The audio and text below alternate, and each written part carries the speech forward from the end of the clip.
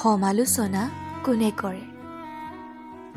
যি নিজে সমালোচনাৰ সন্মুখীন হয় সেইজনেহে আনক লৈ সমালোচনা কৰে।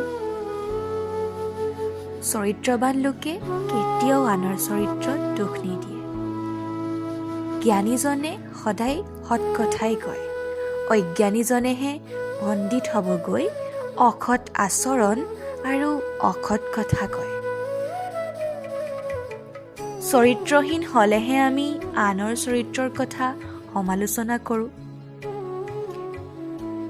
জ্ঞানীজনে কোনোদিনে কাৰো চৰিত্ৰক লৈ সমালোচনা নকৰে।